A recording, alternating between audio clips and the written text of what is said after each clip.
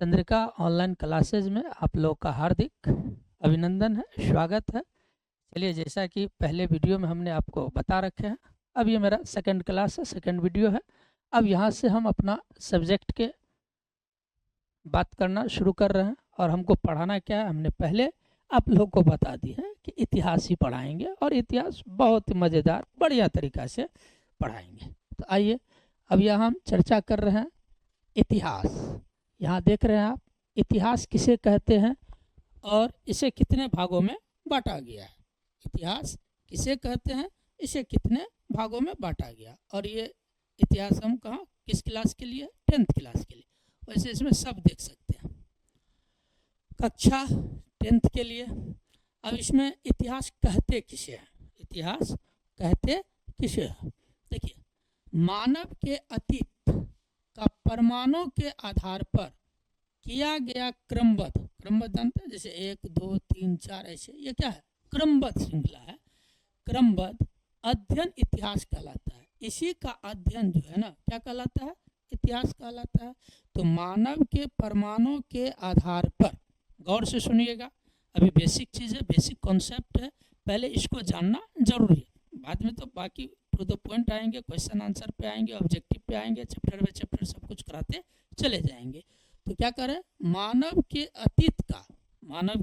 अतीत का जो पहले घट चुकी है, जो पहले घटनाएं घटी हुई है, अतीत के आधार पर किया गया क्रमबद्ध अध्ययन, जिसको हम लोग जानते हैं, जानने की कोशिश करते हैं, पढ़ते हैं, समझ गए ना। अध्ययन क्या कहलाता है, इतिहास कहलाता है। अब आप जानते होंगे कि यहाँ जो हम आए हैं तो किसी न किसी स्रोत से आए हैं, किसी न किसी जरिए से आए। उसी तरह से इतिहास को जानने के लिए कोई न कोई क्या होता है, सोर्स होता है, कोई न कोई जरिया होता है। तो वही इतिहास को हम लोग, इतने पुराने इतिहास को जानने का जो कोशिश कर रहे हैं, क्या वो लोग होंगे क्या, अकबर, बाबर, हुमायूं, जो भी है, महावीर स्वामी, ये सब कोई है क्या, नहीं ना, सब मर चुके हैं। लेकिन उन तमाम चीज़ों को, उनके घटनाओं को, उन लोग ने क्या किए क्या नहीं किए, उन तमाम चीज़ों के बारे में जो हम जानकारी प्राप्त करते हैं, तो इसका मतलब है कि हम कोई न कोई उसके साक्ष्य को, उसके प्रमाण को पढ़ के उसके बारे में जानकारी प्राप्त कर रहे हैं। जैसे आप ये, हम ये, आगामी समय में कुछ दिनों के बाद, कुछ वर्षों के बाद हम लोगों का जो घटनाएं होगी, उसको जो लोग पढ़ेगा, उसी को हम क्या कहेंगे, इतिहास कहेंगे।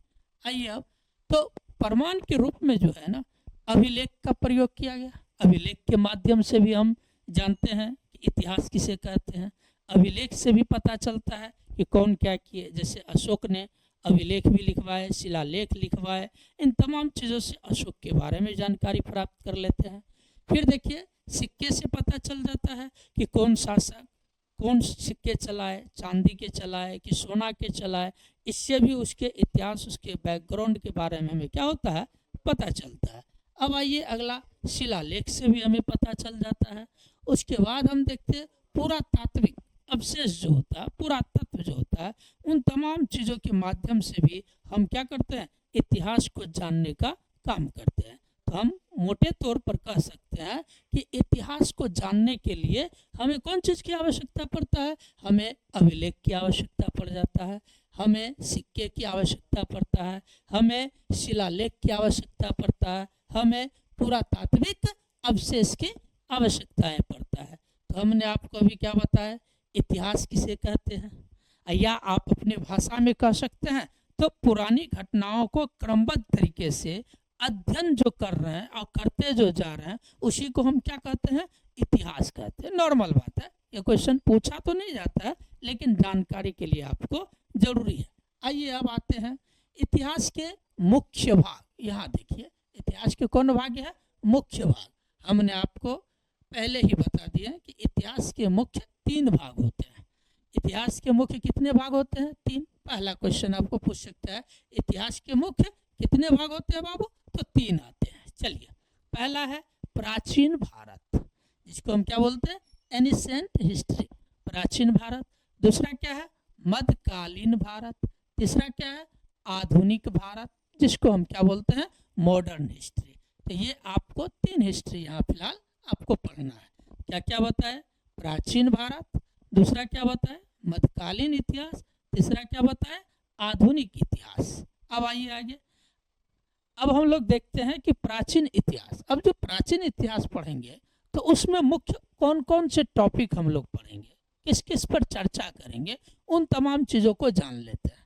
तो अब देखिए यहाँ प्राचीन इतिहास का चर्चा कर रहे हैं, तो प्रारंभिक मानव से लगभग 8वीं शताब्दी ईस्वी तक के काल को हम प्राचीन इतिहास कहते हैं। 8वीं शताब्दी ईस्वी तक के काल को क्या कहते हैं, प्राचीन इतिहास कहते हैं। अब देखिए प्राचीन इतिहास में मुख्य बातें या मुख्य विषय क्या होते हैं जो सबको पढ़ना जरूरी है, चाहे वो 10th के विद्यार्थी हो, 12th के विद्यार्थी हो, कॉम्पिटिटिव एग्जाम के विद्यार्थी हो, मतलब जहाँ भी इतिहास का क्वेश्चन आता है वो सब के लिए अनिवार्य है। ये एक ऐसी सब्जेक्ट है जिसमें काट छांट करने की कोई ज़रूरत है ये नहीं। अब आप ही बताइए कि बक्सर का युद्ध, मान लीजिए बक्सर का युद्ध कब हुआ, तो सब जानता है कि 1764 ईस्वी में। कितने ईस्वी में हुआ, 1764 में। अब कोई इसको 65 बताएगा क्या, कोई नहीं बताएगा, क्योंकि ये घटनाएं पहले घट चुकी है जो फिक्स है, अब सब इसी को बताएगा। तो इसीलिए किसी के लिए अलग अलग करने की ज़रूरत नहीं है, आप वीडियो देखते जाइए, नए नए चीज़ की सीख आपको मिलते जाएगा। आइए अब यहाँ कहाँ थे हम लोग, तो मुख्य विषय में पहला देखें सिंधु घाटी की सभ्यता, जो 12th क्लास में पहला ही चैप्टर आपको सिंधु घाटी की सभ्यता मिल जाता है, ठीक ना। और ये 10th क्लास में भी इस पर चर्चा हम कर रहे हैं। उसके बाद देखिए वैदिक काल, सेम टॉपिक है, तो वहाँ कुछ विस्तार है, यहाँ थोड़ा शॉर्ट है, बस इतने। जैसे आप आगे पढ़ते हैं डिटेल पढ़ते हैं, नज़दीक रहते हैं, 10th में थोड़ा कम पढ़ते हैं बस। अब देखिए महाजनपद, 16 महाजनपद है, वैसे तो 18 है लेकिन 2 को हटा दिया, तो कितने महाजनपद, 16 महाजनपद है। मौर्य काल के बारे में आपको समझाएंगे, फिर उसके बाद आपको गुप्त काल के बारे में बताएंगे, एवं ईटीसी और कुछ मुख्य तथ्य जो होगा उसके बारे में आपको कहाँ देखने को मिलेगा, तो प्राचीन भारत में देखने को मिलेगा। तो ये प्रारंभिक मानव से लगभग 8वीं शताब्दी ईस्वी तक का काल, जैसे हम लोग जानते हैं कि हम लोग पहले किस तरह से रहते थे, फिर धीरे धीरे अपना आवास बनाना शुरू कर दिए, ये तमाम चीज़ों के बारे में हम लोग क्या थे, क्या का आविष्कार हुआ नहीं हुआ, इन तमाम चीज़ों के बारे में जानकारी हम कहाँ से प्राप्त करेंगे, तो प्राचीन इतिहास से करेंगे। अब दूसरा आते हैं मध्यकालीन इतिहास। कौन इतिहास में आते हैं, तो मध्यकालीन इतिहास में आते हैं। तो ये कब है, लगभग 8वीं शताब्दी से 18वीं शताब्दी के मध्य के काल को हम क्या कहते हैं, मध्यकालीन इतिहास। क्या कहते हैं, मध्यकालीन इतिहास। अब देखिए इसमें भी क्या है, मुख्य विषय, इसके बारे में हमको क्या पढ़ना है, क्या टॉपिक है। इससे क्या हो जाता है, टॉपिक बाय टॉपिक आपके पास अगर डाटा अवेलेबल है तो आपको विचलित होने की ज़रूरत नहीं है, कि आपको पता चलेगा कि नहीं इसमें ये पढ़ना, इसमें ये पढ़ना, इसमें ये पढ़ना, तो आपको आसान हो जाएगा। अब आइए दिल्ली सल्तनत के बारे में पढ़ेंगे। उसके बाद मुगल साम्राज्य, हुमायूं, बाबर, अकबर के समय में कौन सी घटनाएं घटी थी, उन तमाम चीज़ों के बारे में पढ़ेंगे। उसके बाद क्षेत्रीय राज, अगल बगल के राज को कैसे राजा हड़प लेते थे, किस तरह से कौन शक्तिशाली राजा होते थे, वो किस तरह से अपने क्षेत्र पर अधिकार करते थे, इन तमाम चीज़ों के बारे में हम क्या करेंगे, अध्ययन करेंगे। उसके बाद सांस्कृतिक एवं सामाजिक विकास, हम लोगों का एक अपना कल्चर होता है, एक सांस्कृतिक रीति रिवाज होता है, एक सामाजिक विकास होता है, उन तमाम चीज़ों के बारे में भी हम यहाँ क्या करेंगे, जानकारी प्राप्त करेंगे। ये जानकारी कहाँ करेंगे, हम मध्यकालीन इतिहास में करेंगे, जिसको मिडिवल हिस्ट्री बोला जाता है। अब आइए यहाँ पर आधुनिक भारत, ये तो बहुत ही पसंदीदा टॉपिक होता है, आधुनिक भारत, समझ गए ना। अब यहाँ पर इसमें सबको जरूरी पड़ जाता है, ये बूढ़े बच्चे नादान सबके लिए जरूरी है। आइए अब लगभग 18वीं शताब्दी के मध्य से वर्तमान तक का काल जो है ना, वो कौन इतिहास कहलाता है, वो कहलाता है आधुनिक इतिहास, जो अभी चल भी रहा है, अभी तक का काल, वर्तमान तक का काल। अब इसमें देखिए ब्रिटिश शासन, अंग्रेज ने क्या किया आप लोग जानते ही हैं। अंग्रेज हम लोगों पर जुल्म ही नहीं कहर बरसा के चला गया। अब बताइए आपके संसाधन पर, आपके अधिकार क्षेत्र पर किसी दूसरे का कब्जा हो और वो दूसरा हमको चलाए, कितना खराब लगेगा। वही काम कौन किया, अंग्रेजों ने किया। कुछ इसके बारे में हल्का छोटा मोटा चर्चाएं कर देते हैं कि अंग्रेज जो है हम लोगों के यहाँ व्यापारी बन के आए, एक व्यापार के रूप में आए। थोड़ा सा कहानी सुन लीजिए, यहाँ से भी आपको क्वेश्चन बन जाएगा। व्यापार के रूप में आए, सबसे पहले तो आए व्यापारिक रूप में व्यापार करना शुरू किए, और व्यापार करते करते वो यहाँ के भोले भाले जनता को अपने लोभ में फंसाना शुरू कर दिए। नए नए चीज़ों का एक सुझाव देना शुरू कर दिए, और यहाँ जब देखा कि यहाँ की जनता बहुत भोले भाले हैं तो उसका वो दुरुपयोग करना शुरू कर दिए, शोषण करना शुरू कर दिए, और लगभग 200 वर्षों तक हमारे देश को गुलाम बना के रखा। अब बताइए, इतने दिन तक हमारे देश पर किसी फिरंगियों का शासन चल रहा था और उसके अनुकूल हम लोग अपना काम कर रहे थे। तो कितना ये सोचनीय प्रश्न है कि आपका घर, आपका सारा संसाधन और अधिकार किसी और का। आजकल का बच्चा, माँ बाप अगर कह दे कि आज मार्केट नहीं जाना है, बच्चा अगर ठान लिया कि जाना है, तो विवाद खड़ा हो जाता है। एक अंग्रेज, सब कुछ हमारा, अधिकार उसका, और उनसे आज़ादी पाने के लिए न जाने कितने लोग, कितने वीर क्रांति शहीद हुए। उन तमाम चीज़ों के बारे में भी तो हम कहाँ पढ़ते हैं, इतिहास में ही तो पढ़ते हैं। आज उसी को तो हम इतिहास कहते हैं। इतिहास आता कहाँ से? इतिहास तो वो हमारे पुराने ज़माने के, हमारे पुराने ज़माने के जो भी लोग कुछ करके गए थे, उसी को तो हम इतिहास कह रहे हैं। तो वही यहाँ पर थोड़ा सा चर्चा हम कहाँ कर दिए, ब्रिटिश शासन का करेंगे। अब भारतीय स्वतंत्रता आंदोलन, अब बताइए, अंग्रेज आया, आपको दुख दिया, आपको कोई कष्ट देता है, तो आप उससे तो मुक्ति पाना चाहते हैं ना। तो उसी तरीके से इस फिरंगियों को यहाँ से भगाने के लिए, यहाँ से खदेड़ने के लिए, ये मेरा इलाका, मेरा देश और अधिकार किसी का हो जाए, ये पसंद नहीं होगा। यहाँ के युवाओं ने इस पे क्या किए, कुछ नरम दल बन गए, कुछ गरम दल बन गए। नरम दल उसे कहते हैं जो प्यार से समझाते हैं, जैसे शिक्षित लोग जो होते हैं किसी को इज्जत से समझाते हैं। वही जिसको आप लोग उटपटांग कहते हैं, बेहुदा कहते हैं, वो प्यार से समझाते नहीं है। वो आप जिस भाषा में समझते हैं उसी भाषा में उसको समझाने का काम करते हैं। तो सेम काम यहाँ पर भारतीय स्वतंत्रता, हम लोग आज़ादी पाने के लिए कुछ एक नरम दल भी थे और कुछ गरम दल भी थे। नरम दल का काम था सरकार से बातचीत करना, अंग्रेज सरकार से तालमेल बैठाना, उसके अनुकूल चलना, नहीं हो तो भूख हड़ताल करके अपनी आज़ादी को प्राप्त करना था। लेकिन गरम दल का क्या कंडीशन था? इस तरह से भारतीय स्वतंत्रता, नरम दल गरम दल की चर्चाएं कर रहे थे। आप ही लोग बताइए, आजकल के समाज में भी ऐसे ऐसे आदमी मिल जाएगा जिसको प्यार से समझाइएगा, नहीं समझेगा, वही किसी को फटकार देगा, डांटेगा, उसको बड़ा इज्जत करता है लोग, समझ गए। तो अब देखिए आपको किस तरह का लोग मिलता है और किस तरह से आप उसका समाधान ढूंढते हैं।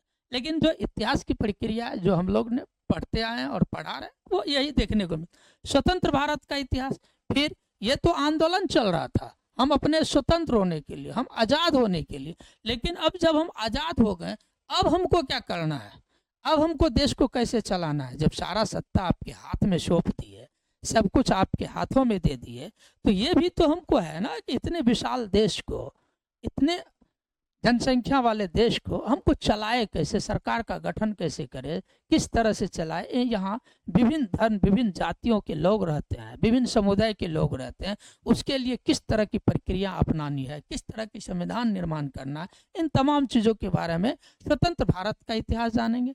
अब उसके बाद जब आएंगे तो राजनीतिक के बारे में जानेंगे, सामाजिक के बारे में जानेंगे, और आर्थिक विकास के बारे में हम क्या करेंगे, जानने का कोशिश करेंगे। तो ये कहाँ थे, आधुनिक इतिहास के बारे में। अब आइए 3 भागों का कालक्रम को देख लेते हैं, कहाँ से कहाँ तक जाता है। प्राचीन इतिहास, प्रारंभिक मानव से 8वीं शताब्दी ईस्वी तक का काल को प्राचीन इतिहास कहते हैं। मध्यकालीन, बता ही दिया आपको, 8वीं से 18वीं शताब्दी के मध्यकाल को कहते हैं। आधुनिक इतिहास 18वीं शताब्दी के मध्य से वर्तमान तक के काल को क्या कहते हैं, आधुनिक इतिहास, जिसको हम लोग क्या कहते हैं, मॉडर्न इतिहास कहते हैं। चलिए अब आते हैं कुछ संक्षिप्त सारांश में, शॉर्टकट में समझने का काम करते हैं। इतिहास मानव के अतीत का प्रमाणों के आधार पर किया गया क्रमबद्ध अध्ययन क्या कहलाता है, इतिहास। बच्चा वाला बात है, समझने में कोई डाउट नहीं है। उसके बाद देखिए, इतिहास को 3 भागों में बांटा गया। कहेगा कितने भागों में बांटा गया, तो 3 भागों में। अब ये नहीं कहिएगा कि सर आप जो है ना एक इतिहास को छोड़ रहे हैं, वो वर्ल्ड हिस्ट्री है, वो कंपटीशन के लिए है, लेकिन जानिए कि मुख्यतः 3 ही है, एक हम लोग एक्स्ट्रा वर्ल्ड हिस्ट्री भी पढ़ते हैं। इन 3 भागों का अध्ययन हमें अपने भूतकाल को समझने में करते हैं, भूतकाल पीछे हुए घटनाओं के बारे में जानने का काम करते हैं। अब आइए, भूतकाल को जानकर हम बेहतर भविष्य का निर्माण कर सकते हैं। आपके साथ, आपके पूर्वज के साथ जो घटनाएं घटती है उसको सीख के आप आगे क्या करते हैं, बढ़ते हैं। धन्यवाद। इतिहास हमें हमारी जड़ों से जोड़ता है और भविष्य की दिशा दिखाता है।